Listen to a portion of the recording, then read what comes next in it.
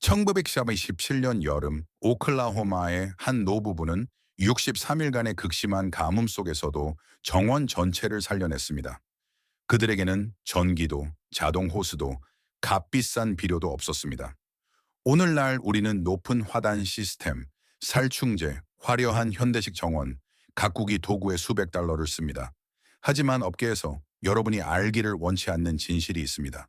가장 효과적인 정원 가꾸기 비결은 사실 완전히 무료라는 것입니다. 이 목록의 실버는 1년 내내 물을 줄 필요조차 없을 정도로 효과적인 토양 수분 유지 기술입니다. 14번은 30년 동안 잡초를 단 한 포기도 뽑지 않은 무경은 노디기우이 여왕 루트 스타우트의 아이디어입니다. 이 24단까지 오프그리드, 오프그리드. 정원 가꾸기 비결은 과거 우리 조부모님들이 대공황, 기나긴, 정전, 흉작을 이겨내도록 도왔습니다. 시간이 흐르면서 이 비결들은 어디서나 광고하는 편리한 제품들로 대체되었습니다. 오늘 우리는 여전히 놀라운 효과를 발휘하는 29가지의 오래되고 저렴하지만 믿을 수 없을 정도로 똑똑한 정원 가꾸기 비결을 살펴볼 것입니다. 미국 인구의 3분의 1이 실직 상태였던 1930년대 모든 가정의 모토는 다 쓰고 닳을 때까지 입고 고쳐 쓰고 없으면 없는 대로 살자였습니다. 비록 힘든 시기였지만 미국인들은 여전히 커피를 마시는 습관을 유지하려고 노력했습니다. 커피가 저렴하지 않았기 때문에 그들은 커피 찌꺼기를 버리는 대신 수십 가지 다른 용도로 사용했습니다.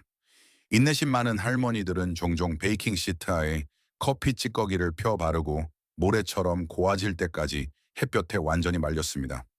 그런 다음 이 마른 찌꺼기를 으깬 달걀 껍데기와 3대 1의 비율로 조심스럽게 섞었습니다. 이것은 단순한 절약 습관이 아니라 토양의 질소, 산, 칼슘의 균형을 맞추는 완벽한 레시피였습니다. 이 혼합물은 수국, 블루베리, 진달래와 같이 산성을 좋아하는 식물의 뿌리 주변에서 놀라운 효과를 발휘하여 식물이 밝게 꽃을 피우고 과즙이 풍부한 열매를 맺도록 돕습니다. 찌꺼기가 아주 철저하게 건조되었는지 확인하기만 하면 됩니다. 0.5인치 약 1.3치매니까 넘지 않게 얇게 펴 바르고 최상의 결과를 위해 한 달에 한 번 이 작업을 수행하십시오. 오늘날 현대적인 스타벅스 매장의 커피 찌꺼기는 수십 년 전 우리 조부모님들이 했던 것과 똑같이 천연 비료 및 항진균제로 사용하기 위해 수거되고 있습니다. 화학 비료가 군대나 대규모 수출 농장에 우선적으로 공급되던 시기, 미시시피나 엘라베마 같은 농촌 지역의 가정에서는 정원을 위한 영양제를 직접 만들어야 했습니다. 그들은 그것을 복잡한 화학 이름으로 부르지 않고 애정을 담아 토양의 생명이라고 불렀습니다. 이 과정은 청와 비슷한 약 37도인 캐리시로 유지되는 따뜻한 물 1리터로 시작됩니다. 물이 너무 뜨거우면 효모가 죽고 너무 차가우면 효모가 활성화되지 않기 때문입니다. 그런 다음 건조 효모 2숟가락과 설탕 작은 숟가락 하나를 넣고 잘 젓습니다. 약 30분 후 표면에 가벼운 거품층이 떠오르기 시작하는데 이는 효모가 활성화되었다는 신호입니다. 이 혼합물은 너무 농축되어 있으므로 식물에 직접 물을 주어서는 안 됩니다. 대신 물 10배 정도에 희석한 다음 이른 아침이나 서늘한 오후에 식물 뿌리 주변에 물을 주어야 합니다. 사람들은 효모 용액이 뿌리 시스템을 훨씬 더 튼튼하게 자라도록 도왔다고 믿었으며 이는 영양분이 부족한 모래 토양에서 자란 토마토, 콩 또는 채소에 특히 도움이 되었습니다. 실제 테스트에 따르면 이 방법은 뿌리 질량을 최대 30%까지 증가시켜 식물이 물과 미네랄을 더 효과적으로 흡수하도록 도울 수 있습니다. 그렇게 해서 우리 조부모님들은 그 어려운 시절에도 토마토와 콩을 풍성하게 수확할 수 있었습니다. 정원용품점에서 항진균 스프레이나 상처 치료제를 팔기 전 우리 조부모님들은 종종 현관으로 나가 알로에베라 한 조각을 꺾어 정원 전체를 살리곤 했습니다. 강풍에 토마토 가지가 부러지거나 가지치기 후 나무 줄기에 상처가 나면 그들은 알로에의 투명한 젤을 상처 부위에 직접 문질렀습니다. 시원한 젤은 식물의 표면을 빠르게 밀봉하여 부패를 방지하고 곰팡이 질환이 내부로 퍼지는 것을 막아줍니다. 많은 옛날 정원사들은 알로에로 붕대를 감은 식물이 더 빨리 회복되고 훨씬 더 튼튼한 새싹을 틔울 것이라고 믿기까지 했습니다. 흥미롭게도 이 간단한 홈메이드 비결은 수천 년 동안 존재해 왔습니다. 알로에베라는 고대 이집트인들에게 불멸의 식물로 불렸으며 클로파트라와 네페르티티 모두 피부와 상처를 치유하는 데 사용했다고 전해집니다. 오늘날 과학은 알로에 세포 회복을 돕는 천연 호르몬과 함께 항균 및 항증균 화합물이 포함되어 있다고 설명합니다. 따라서 마당 구석에 화분 하나만 놓아두면 과거 사람들은 값비싼 화학 물질이나 정원 용품점에 의존할 필요 없이 사람과 식물 모두를 위한 무료 응급처치소를 가질 수 있었습니다. 처음에는 조금 우스꽝스럽게 들릴지 모르지만 실제로는 놀라운 생물학적 돌파구인 아이디어들이 있으며 토마토를 가로로 심는 것이 그 훌륭한 예입니다. 미국 중서부에서 더스트 볼, 다스 볼로 알려진 끔찍한 가뭄이 발생했을 때 이렇게 심은 토마토만이 타는 듯한 더위 속에서 살아남았습니다. 조지아나 미시시피의 단단한 점토질 토양에서는 파기 매우 힘들었던 깊고 전통적인 둥근 구멍을 파는 대신 과거의 조부모님들은 길게 도랑을 파고 줄기 전체를 땅의 가로로 눕힌 뒤 맨 위 잎사귀 무리만 밖으로 튀어나오게 했습니다. 토마토 줄기가 부정근을 자라게 하는 자연적인 능력은 따뜻한 흙에 닿을 때 촉발되어 묻힌 줄기 전체 길이를 따라 거대한 2차 뿌리 시스템을 발달시킵니다. 뿌리가 많다는 것은 식물이 토양에서 더 많은 물과 미네랄을 끌어올릴 수 있다는 것을 의미합니다. 코넬이나 UC 데이비스 같은 대학의 농업 전문가들은 나중에 이를 연구하고 확인했습니다. 가로로 심은 토마토는 수확량이 최대 50%더 높을 수 있습니다. 여러분의 조부모님들은 50년 전에 이미 이것을 깨달았습니다. 정원 용품점에 현대식 재배용통이 등장하기 전 많은 농촌 가정에서는 동물 사료를 담았던 낡은 자루만 사용하여 겨울 내내 먹을 수 있는 충분한 감자를 재배했습니다. 그들은 마당에 햇볕이 잘 드는 구석에 자루를 놓고 퇴비가 섞인 흙을 한층 부은 다음 바닥에 씨감자 몇 개를 떨어뜨렸습니다. 식물이 더 높이 자라면서 그들은 자루가 완전히 찰 때까지 흙을 계속 층층이 추가했습니다. 흥미로운 점은 이 비결이 아미시 에이미시, 정원사들의 오랜 경험에서 나왔다는 것입니다. 그들은 감자 식물이 흙으로 덮인 줄기 부분을 따라 계속해서 더 많은 덩이줄기를 만든다는 것을 알아차렸습니다. 그래서 전통적인 고랑의 가로로 심는 대신 자루의 높이를 이용하여 아주 작은 공간에서 생산량을 늘렸습니다. 또한 낡은 자루는 단단하게 다져진 땅보다 물이 더 잘 빠져서 폭우가 내린 후 감자가 물에 잠겨 썩는 것을 방지하는 데 도움이 되었습니다. 수확할 때가 되면 정원 전체를 파낼 필요 없이 자루를 뒤집기만 하면 깨끗한 감자가 굴러 나왔습니다. 이것은 집 주변에 이미 있는 물건을 거의 추가 비용 없이 효과적인 식량 재배 도구로 바꾸는 아미시 특유의 고전적인 오프그리드 사고방식입니다. 미국이 역사상 최악의 가뭄 중 하나에 직면했던 1950년 텍사스, 오클라호마, 캔자스 같은 주에서는 땅이 갈라지고 우물이 마르고 긴 더위 속에 정원이 서서히 시들어갔습니다. 그 당시에는 빗방울 하나하나가 생명 그 자체만큼이나 소중했습니다. 그 시절의 정원사들은 매우 간단하지만 효과적인 요령을 생각해냈습니다. 식물 뿌리 주변의 땅을 평평하게 유지하는 대신 괭이를 사용하여 호박이나 수박처럼 물이 많이 필요한 식물 주변에 흙을 넓은 그릇 모양으로 쌓아 올렸습니다. 비가 오면 물이 그냥 흘러가지 않고 뿌리 바로 밑에 고여 서서히 깊숙이 스며들었습니다. 이 기술은 사실 수천 년 전 북아프리카의 건조한 지역에서 등장했으며 나중에 미국의 가난한 가정에서 뒷마당 정원을 위한 생존 전략으로 사용되었습니다. 펌프도 값비싼 관계 시스템도 필요 없었습니다. 단 몇 분 동안 흙을 둥글게 쌓아 올리는 것만으로도 건기 내내 식물을 살릴 수 있었습니다. 가장 힘든 시기에 그들은 누군가 자신들을 구해주기를 기다리지 않고 자연이 자신들을 위해 더 효과적으로 일하게 만드는 방법을 배웠습니다. 휴겔쿨투어는 언덕 경작을 의미하는 독일어 용어로 미국의 옛 정원사들이 물려받아 발전시킨 12세기 동유럽의 농업유산입니다. 이 기술은 묻힌 나무를 사용하여 수십 년 동안 자체적으로 영양분과 물을 공급할 수 있는 화단을 만듭니다. 이 과정은 가장 크고 오래되고 가장 많이 썩은 통나무를 기초로 쌓은 다음 공기 주머니를 없애기 위해 작은 나뭇가지로 틈을 채우는 것으로 시작됩니다. 잔디 깎은 것, 동물 배설물, 또는 주방 쓰레기와 같이 질소가 풍부한 물질을 그 위에 펴 바른 후 흙으로 덮어 마무리합니다. 땅속에서 썩어가는 나무는 거대한 스펀지처럼 작용하여 자기 무게의 몇 배에 달하는 물을 흡수하고 식물을 위해 천천히 방출합니다. 애리조나나 캘리포니아 같은 건조한 주에서 이 기술은 오프그리드 정원 가꾸기의 혁명을 일으켰습니다. 휴겔 쿨투어 정원은 썩어가는 통나무에 저장된 수분 덕분에 물을 주지 않고도 2, 3년 동안 생존하는 것으로 알려져 있습니다. 하지만 삼나무나 흑호두 나무처럼 천연 방부제나 독소가 있는 나무는 분해를 늦추거나 식물에 해를 끼칠 수 있으므로 사용을 피해야 합니다. 1917년 우드로 윌슨 대통령의 후원 아래 설립된 미국 학교 정원 군대 USSGA와는 역사상 가장 독특한 시민운동 중 하나였습니다.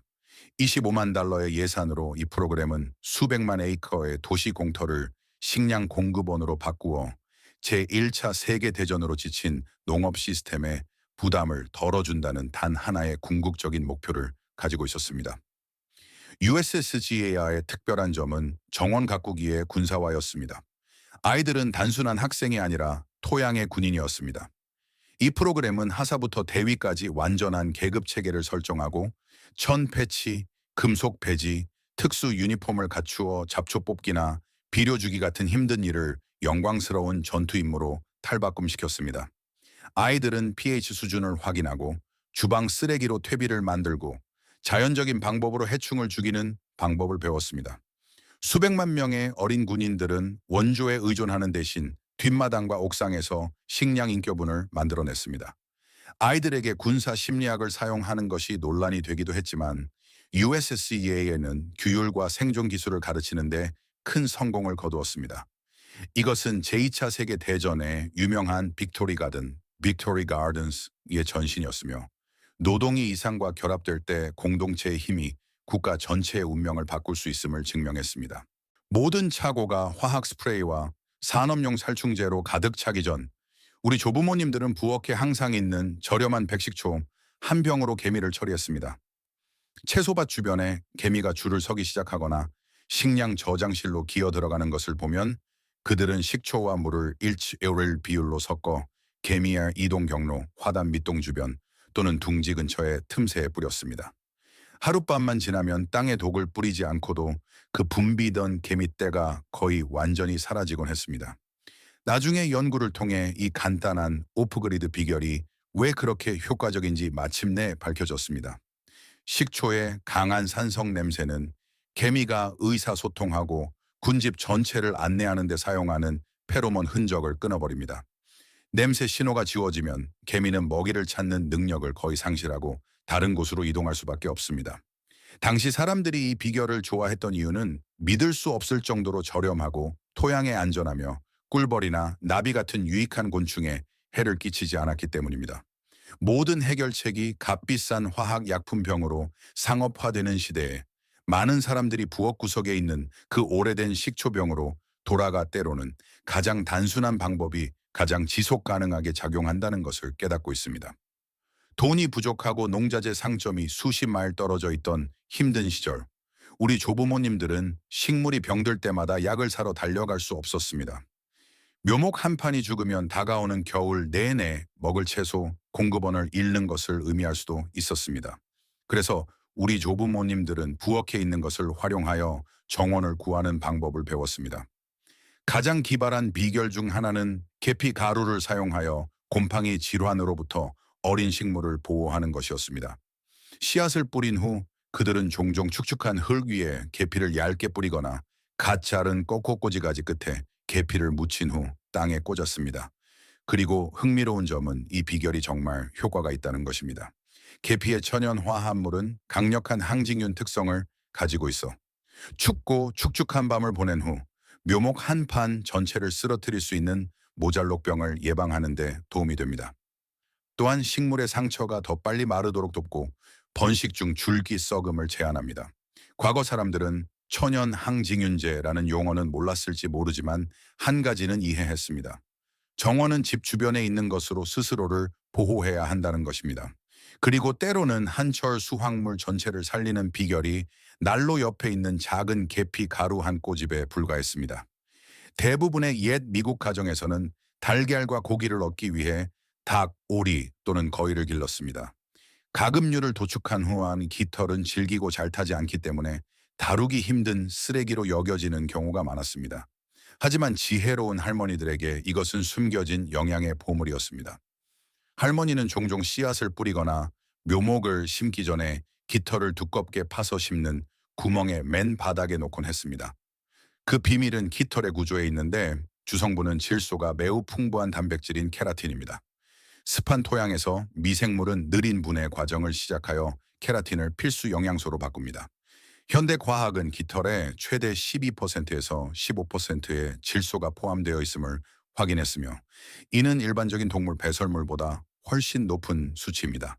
오늘날 깃털을 묻는 것은 서서히 방출되는 영양 탱크를 설치하는 것에 비유되며 식물의 잎이 오랫동안 푸르고 건강하게 유지되도록 돕습니다. 유기농 비료가 트렌드가 되고 있는 시대에 이 기술은 생태학적, 경제적 효율성 측면에서 여전히 그 가치를 지니고 있습니다.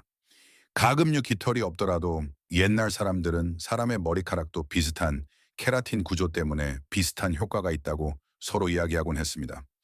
화학 살충제가 발명되기 전 뉴잉글랜드나 프랑스 농촌의 사과, 배, 체리 과수원은 종종 자나방의 애벌레와 겨울나방으로 인한 파괴에 직면했습니다. 농작물을 보호하기 위해 당시 사람들은 매우 똑똑한 형태의 오일링 트랩을 발명했습니다. 그들은 밑동에서 약 30cm에 떨어진 나무 줄기에 깨끗한 천 조각을 감은 다음 낡은 병에서 잘라낸 플라스틱 층으로 덮었습니다. 플라스틱 층의 안쪽에는 오래된 식용유, 바셀린 또는 그리스를 발랐습니다. 곤충이 나무 줄기를 기어 올라갈 때 미세한 기름 방울이 다리의 작은 가시를 채워 마찰력을 잃고 갇히거나 되돌아가게 만들었습니다. 이 비결은 매우 유명해서 1885년 미시간주에 이 전통적인 오일 트랩 공식을 기반으로 특수 끈적끈적한 수지를 생산하기 위해 탱글풋 컴퍼니가 설립되기도 했습니다. 하지만 나무 껍질에 오일이나 그리스를 직접 바르면 절대 안 된다는 점에 유의해야 합니다. 나무 껍질에 스며든 오일은 식물의 가스 교환 과정을 차단하여 심각한 줄기 부패를 초래합니다. 그렇기 때문에 플라스틱 덮개를 씌우기 전에 먼저 천이나 종이로 감싸는 기술은 생략할 수 없는 필수 규칙입니다. 대공황의 가뭄이 미국 남부를 휩쓸었던 1930년, 부엌에 있는 바다소금 한 병은 가족 정원을 위한 최후의 방어선이었습니다.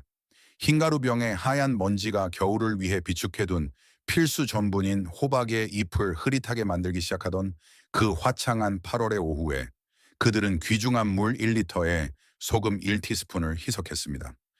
이 용액은 잎이 표면에 pH를 변화시키고 삼투압을 통해 곰팡이 포제에서 물을 빨아들여 즉시 시들게 만듭니다. 하지만 이것은 힘든 시기에 양날의 검이었습니다. 가족들은 항상 잎에 달라붙을 정도로만 아주 아껴서 뿌리라고 서로에게 상기시켰습니다. 땅이 유일한 자산이었던 세상에서 소금이 흘러내려 토양에 쌓이면 뿌리 시스템을 중독시키고 정원을 영구적으로 불모지로 만들어 미래의 계절을 위한 가족 전체의 생존 희망을 앗아갈 것이라는 것을 그들은 이해했기 때문입니다. 1944년 무경운의 여왕으로 알려진 루스 스타우트는 골판지 한 장만 사용하여 30년 동안 잡초를 뽑을 필요가 없었다고 주장하여 전통적인 정원 가꾸기 세계에 충격을 주었습니다. 1945년 이후 해운업이 성장하고 골판지가 흔해지면서 똑똑한 정원사들은 토양 개량에 있어 골판지의 놀라운 용도를 발견하고 이 방법을 널리 퍼뜨렸습니다. 방법은 매우 간단합니다. 갈색 골판지를 땅에 평평하게 깔고 빛이 통과할 틈이 없도록 가장자리를 약 10cm 정도 겹치게 합니다. 그런 다음 짚이나 마른 잎과 같은 뿌리 덮개를 약 7cm 두께로 덮습니다. 이 골판지층은 빛을 완전히 차단하여 화학 제초제 없이도 그 아래의 잡초가 자연적으로 파괴되도록 합니다. 골판지가 분해되면서 지렁이의 훌륭한 먹이 공급원이 되어 마법처럼 토양을 느슨하고 비옥하게 만드는 데 도움을 줍니다. 한 가지 중요한 비결은 골판지를 깐 직후에 물을 듬뿍 적셔 땅에 밀착되게 함으로써 벌레가 들어가기 쉽게 하고 아래 잡초의 산소를 차단하는 것입니다. 이것은 질긴 야생 풀 위에 새로운 화단을 시작하는 가장 저렴하고 쉬운 방법입니다. 제2차 세계대전 중 설탕이 배급표로 엄격하게 통제되는 사치품이 되었을 때 꿀은 단순한 설탕 대체품이 아니라 자립의 상징이었습니다. 미국과 영국 정부는 뒷마당 양봉을 개인적인 취미에서 국가 식량 안보 전략으로 전환하여 모든 가정이 빅토리 가든 옆에 적어도 하나의 벌통을 놓도록 장려했습니다. 이 작은 군인들의 진정한 힘은 타가 수분을 하는 능력에 있습니다. 당시 사람들은 구석에 벌이 있는 정원의 수확량이 종종 20%에서 50%더 높다는 것을 깨달았습니다. 벌은 토마토나 오크라, 꽃이 단 하나도 낭비되지 않도록 하여 폐쇄된 생태계를 만들었습니다. 벌은 꽃에서 꿀을 얻고 식물은 수분을 받으며 가족은 식량과 달콤한 꿀을 모두 얻습니다. 이것은 화학 비료나 값비싼 기술 없이도 축산과 농업이 완벽하게 결합된 것입니다. 사람들을 지원하기 위해 양봉 클럽이 곳곳에 생겨났습니다. 그곳에서 양봉 장인들은 이웃들에게 낡은 배송 상자로 벌통을 만드는 방법을 가르치고 수동꿀 수확 기술을 공유했습니다. 더욱 흥미로운 점은 정부가 탄피를 닦거나 장비의 방수 처리를 하는 등 군사적 목적으로 사용하기 위해 남는 밀랍을 사들이기도 했다는 것입니다.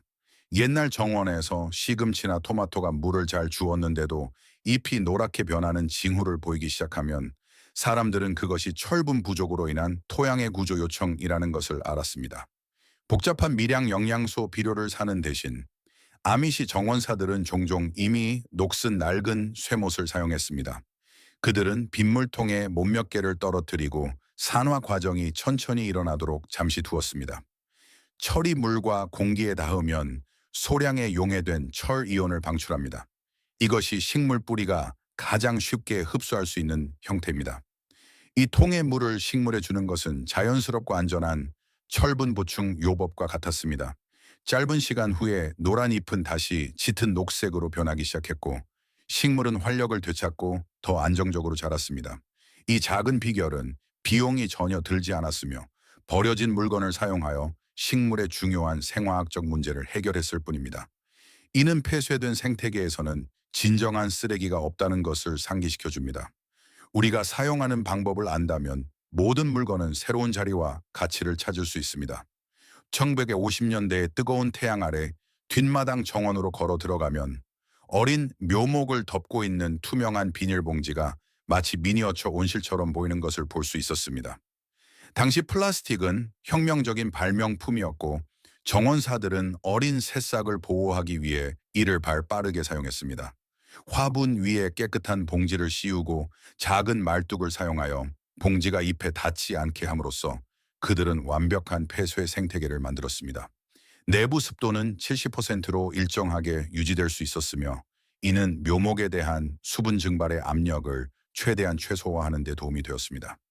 UC 데이비스의 현대 연구에 따르면 이 플라스틱 필름 아래의 일정한 습도는 개방된 환경에 비해 뿌리 성장을 최대 25%더 빠르게 촉진하는 것으로 확인되었습니다. 이것이 어린 식물이 외부의 혹독한 날씨에도 불구하고 가장 민감한 단계를 평화롭게 이겨내는 방법입니다. 미국은 항상 주요 면화 생산국이었으며 씨앗을 뿌리기 위해 솜뭉치를 사용하는 것은 특히 큰 정원이 없는 도시 가정에서 흔한 습관이 되었습니다. 순백의 면섬유는 훌륭하고 깨끗한 재배 매체 역할을 하여 강력한 모세관 현상을 통해 물을 안정적으로 유지하면서도 씨앗에 필요한 공기 틈사이를 보장합니다. 이것은 토양의 침수로 인해 씨앗이 질식하거나 썩는 것을 완전히 방지합니다. 1950년대에는 거의 모든 아이들이 학교에서 솜뭉치에 콩씨앗을 뿌리는 위대한 콩경주에 신나게 참여했습니다. 이것은 단순한 생생한 생물학 수업이 아니라 사람들이 전체 발화 과정을 가장 명확하게 관찰하는 데 도움이 되었습니다. 당시 할머니들의 비결은 식힌 녹차나 쌀뜨물을 사용하여 솜을 적시는 것이었는데 체함유된 탄닌이 곰팡이로부터 씨앗을 보호하는 가벼운 항생제 역할을 하기 때문입니다. 오늘날 이 간단한 기술은 안면을 사용하는 현대적인 수경 재배 시스템으로 진화하여 가장 단순한 것에서 탄생한 아이디어의 지속 가능성을 증명하고 있습니다. 옛날 부엌에서는 유통기한이 지난 남은 빵이나 딱딱하게 마른 빵 부스러기를 낭비하며 쓰레기통에 버리는 일이 없었습니다. 지혜로운 정원사들은 빵을 부수어 식물 뿌리 주변에 묻었습니다.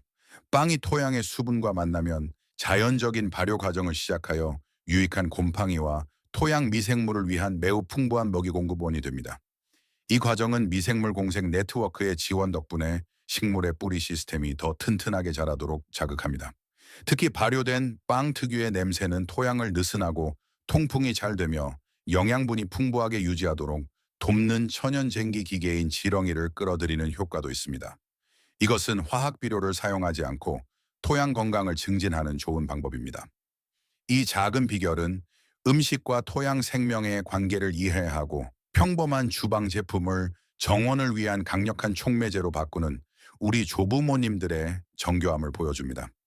옛날 생활 방식의 모든 것은 더 푸른 삶을 가꾸기 위해 쓰레기를 최소화하는 리드미컬한 방식으로 연결되어 있었습니다.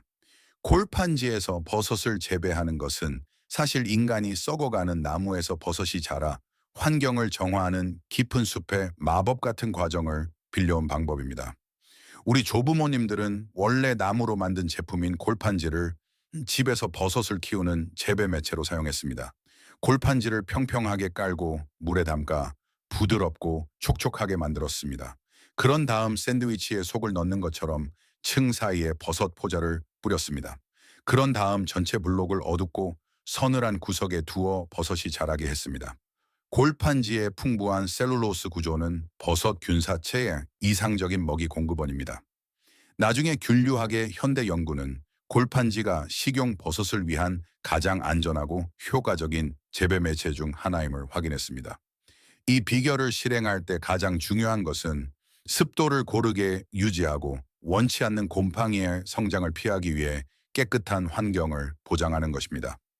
이것은 값비싼 장비나 특수 재배 매체에 투자하지 않고도 모든 가정이 영양가 높은 식량 공급원을 스스로 제공할 수 있도록 돕는 훌륭한 오프그리드 방법입니다. 밤이 추운 기후에서 더위를 좋아하는 식물을 재배하는 것은 항상 큰 도전이었지만 과거 사람들은 열을 저장하기 위해 돌을 사용하는 알프스의 비밀스러운 기술로 이를 극복했습니다. 그들은 종종 큰 자갈을 찾아 하루 종일 햇빛에 직접 노출되도록 식물 뿌리 주변에 놓았습니다. 이 돌들은 천연 열 배터리 역할을 합니다.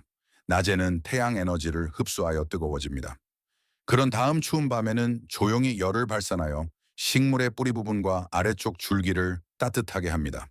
이 메커니즘은 식물 뿌리 주변의 국소 온도를 안정시키는 데 도움을 주어 민감한 열대 식물이 혹독한 기후의 지역에서도 여전히 잘 자랄 수 있게 해줍니다. 이 작은 비결은 정이나 난방 장비에 단 한 푼도 들이지 않고도 재배 기간을 연장하고 작물의 생존율을 높이는 데 도움이 됩니다. 이는 식물 성장을 지원하기 위해 간단한 물리학 원리를 사용하는 지혜이자 우주의 가용한 에너지원에 의존하는 교훈입니다. 정원사의 손을 거친 평범한 돌들은 설이 내리는 밤을 지나며 푸른 새싹을 보호하는 조용한 수호자가 되었습니다. 과거의 정원에서는 여전히 가치를 제공할 수 있다면 아무것도 버려지지 않았으며 부서진 고리버들이나 갈대 바구니가 완벽한 예였습니다. 때로는 어울리지 않아 보이고 뜨거운 태양 아래서 부서지기 쉬운 산업용 플라스틱 격자를 사용하는 대신 할머니는 그 유연하게 엮인 띠를 사용하여 덩굴 식물을 위한 격자를 만들었습니다. 할머니는 종종 오래된 고리버들 띠를 물에 담가 자연스러운 부드러움을 되찾게 한 다음 십자 모양으로 세워진 가지들 사이에 교묘하게 엮었습니다. 이 속이 빈 직조 구조는 정원의 소박하고 조화로운 모습을 가져다 줄 뿐만 아니라 중요한 기술적 효과도 있습니다. 바람이 모든 잎사귀 사이로 미끄러지듯 지나가게 하여 식물을 건조하게 유지하고 습기로 인한 질병의 위험을 최소화합니다. 그 결과 할머니의 콩식물은 항상 튼튼하고 아름답고 생기 넘치는 지지대를 가졌습니다. 이것은 부서진 생활용품이 식물과 공생하며 새로운 생명을 얻는 재활용의 예술입니다. 이는 사람들이 일회용 플라스틱에 덜 의존하고 항상 가장 단순한 것에서 아름다움을 찾는 방법을 알며 더 평화롭게 살았던 시대를 상기시켜 줍니다. 때로는 물을 끊임없이 주는 과도한 보살핌이 물이 모든 틈새를 차지하고 토양에서 모든 산소를 밀어낼 때 식물을 질식 상태로 몰아넣기도 합니다. 뿌리 썩음으로 인해 식물이 시드는 징후를 보았을 때 할머니는 식물을 살리기 위해 구급 상자에서 거품이 나는 약을 흙으로 가져올 생각을 했습니다. 할머니는 종종 과산화수소를 특정 비율로 희석하여 물에 잠긴 식물의 뿌리에 직접 물을 주었습니다. 화학적으로 과산화수소가 토양의 유기물에 닿으면 여분의 산소 분자를 방출합니다. 이 과정은 죽어가는 뿌리에 즉각적인 산소를 공급하는 동시에 유해한 혐기성 박테리아를 죽입니다. 그 결과 토양이 깨끗해지고 작은 뿌리파리 유충이 죽으며 식물은 마법처럼 다시 숨을 쉬는 것 같습니다. 이것은 믿을 수 없을 정도로 효과적인 식물 응급 조치로 흔한 소독액을 정원의 생명을 불어넣는 도구로 바꿉니다. 생명의 본질에 대한 정교한 이해는 우리 조부모님들이 간단하면서도 효과적인 해결책을 갖도록 도왔으며 오프그리드 정원 가꾸기 지식이 끝없는 창의성의 보물임을 증명합니다. 아미시어 정원사들은 여러 세대에 걸쳐 곤충의 생태를 인내심 있게 관찰한 끝에 해충들에게도 항상 자신들만의 가장 좋아하는 먹이가 있다는 사실을 알아냈습니다. 그들은 모든 것을 죽이기 위해 화학 물질을 사용하는 대신 매우 영리한 유인작물 트랩크롭 전략을 사용했습니다. 진딧물로부터 소중한 토마토 밭을 보호하기 위해 할머니는 종종 정원 가장자리에 밝은 한련화 무리를 심곤 했습니다. 이 꽃이 토마토보다 진딧물에게 훨씬 더 매력적인 향기 신호를 내뿜기 때문입니다. 마찬가지로 할머니는 블루 허버드, 호박, 블루 핫바드 스쿼셔을 사용하여 주요 채소들로부터 호박벌레를 유인해 낼 수 있었습니다. 이러한 미끼 작물에 해충이 되고 모여들면 정원사는 그 작물을 뽑아서 폐기하기만 하면 되었습니다. 이를 통해 단 한 방울의 화학 물질도 필요만 없이 자연스럽게 해충의 번식 주기를 끊을 수 있었습니다. 이것은 생물학적 조화의 고차원적인 예술입니다. 아미시 정원사들은 강풍이 잎을 찢고 가지를 꺾으며 토양의 수분을 엄청나게 빠른 속도로 잃게 만드는 조용한 적이라는 것을 아주 잘 이해하고 있습니다. 정원을 보호하기 위해 그들은 바람이 불어오는 방향에 키가 큰 해바라기를 줄지어 심어 다채로운 살아있는 방풍림을 조성했습니다. 해바라기는 밭의 아름다움을 더해주는 밝은 포인트일 뿐만 아니라 바람이 통과할 때 그 속도를 크게 줄여주는 능력도 가지고 있습니다. 이 식물들의 배열 구조는 공기가 부드럽게 통과하여 환기가 되도록 하면서도 강풍의 파괴력은 제거해줍니다. 이 거대한 노란 꽃들의 보호 덕분에 내부의 정원은 항상 따뜻한 온도와 이상적인 습도를 유지합니다. 연약한 채소들은 이렇게 보호받고 보살핌을 받는 환경에서 가장 활기차게 자랄 수 있습니다. 이것은 한 종류의 작물을 사용하여 다른 작물을 지원하는 훌륭한 예시로 아름다움과 기능이 하나로 어우러지는 상호 보완적인 생태계를 만들어냅니다. 건조된 커피 찌꺼기부터 방풍림 역할을 하는 해바라기 줄기에 이르기까지 우리 조부모님들의 정원은 대자연에 대한 지혜와 절대적인 존중을 보여주는 강력한 증거입니다. 자립과 고대의 지혜에 관한 이러한 이야기들이 여러분의 뒷마당을 바라보는 시각을 바꾸어 놓았다면 저희 채널을 구독하고 이 영상에 좋아요를 눌러주세요. 우리는 그들이 묻으려 했던 역사를 파헤치고 있습니다. 더 나은 미래를 위한 씨앗을 함께 심어봅시다. 다음 지식의 보물이 곧 공개될 것입니다.